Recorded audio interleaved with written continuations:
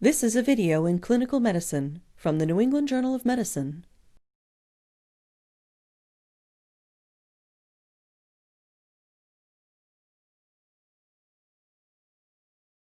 Peripheral arterial disease affects more than 10 million people in the United States. In advanced stages, it may cause claudication and critical leg ischemia, defined as the presence of pain at rest in the leg or foot, ischemic ulcers, or gangrene. The presence of peripheral arterial disease leads to substantial morbidity in individual patients and results in early mortality. It also incurs high costs for the healthcare system. Because of its critical impact on health, accurate diagnosis of peripheral arterial disease is important. Careful history taking and physical examination are always required. However, because examiners may differ in their ability to palpate pulses, and because up to 10% of the general population may have congenital absence of the dorsalis pedis pulse, a more objective method to evaluate the peripheral circulation is needed when peripheral arterial disease is suspected. Measurement of the ankle brachial index is a simple, accurate, and generally reliable method for the diagnosis and evaluation of peripheral arterial disease. Some of the known risk factors for peripheral arterial disease include smoking, diabetes, hypertension, hypercholesterolemia, a family history of the disease, and advanced age.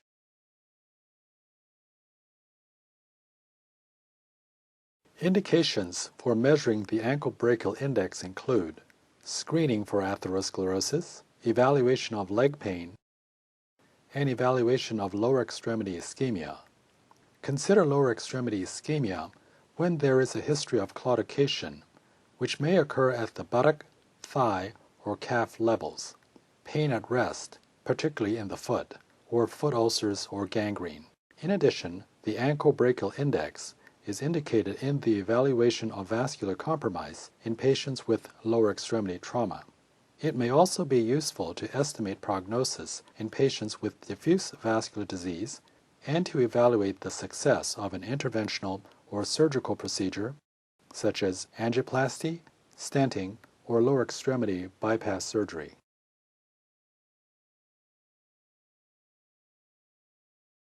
Although there are no absolute contraindications for measuring the ankle brachial index, the presence of excruciating pain in the leg or foot may deter the physician from performing this procedure. If the patient has known deep venous thrombosis, this procedure may dislodge the clot, which could then embolize. If the vessels to be examined are calcified and thus incompressible, as in elderly patients or those with long-standing diabetes or with dialysis-dependent renal failure, the ankle blood pressure readings may be affected. However, these conditions are not absolute contraindications to measuring the ankle brachial index. In order to measure the ankle brachial index, you will need the following equipment: a continuous wave Doppler device, ultrasonic gel, and a sphygmomanometer with a blood pressure cuff. The Doppler ultrasound probe should produce a signal of 8 to 9 MHz in order to examine peripheral blood vessels. Handheld Doppler devices are generally adequate to measure the ankle brachial index. The diameter of the inner bladder of the blood pressure cuff should be 40% of the limb circumference. The examination should be performed with the patient supine and in a warm and comfortable environment.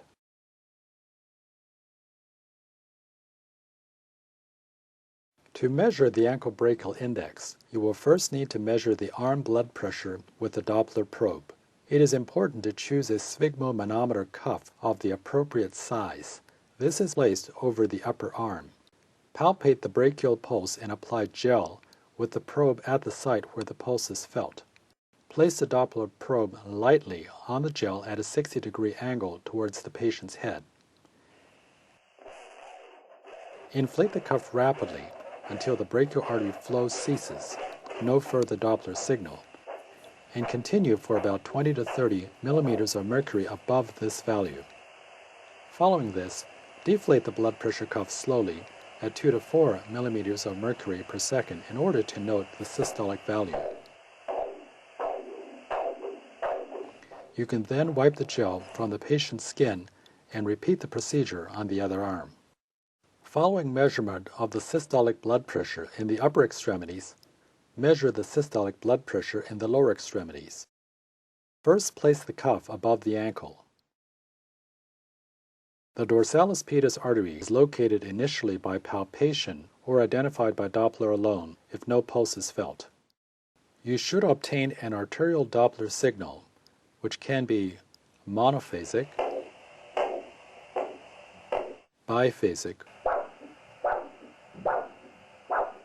or triphasic.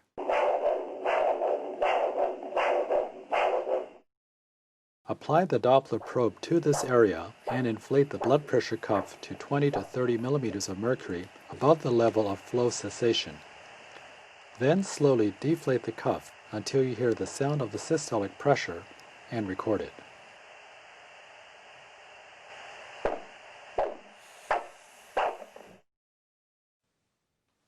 Repeat the procedure for the posterior tibial artery.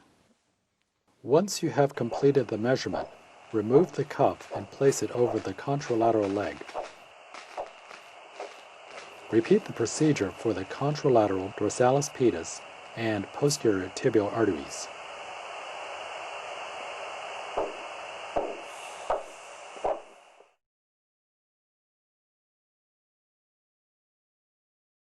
To calculate the ankle brachial index, divide the systolic blood pressure from the ankle by the systolic blood pressure from the arm. Use the higher systolic pressure from the dorsalis pedis or posterior tibial artery for the calculation of the ankle blood pressure. Also, use the higher brachial systolic pressure as a lower arm blood pressure may be due to arterial occlusive disease in one of the upper extremities. A normal ankle brachial index at rest ranges from 0.91 to 1.3. Above 1.3, you should suspect that the patient has incompressible vessels. Decreases in the ankle brachial index are consistent with peripheral arterial disease. Mild to moderate peripheral arterial disease usually produces an ankle brachial index in the range of 0.41 to 0.9. Below 0.4, severe peripheral arterial disease is usually present. Depending on the presentation and symptoms of patients, you may decide to perform additional investigations such as angiography, magnetic resonance imaging, or duplex ultrasound scanning.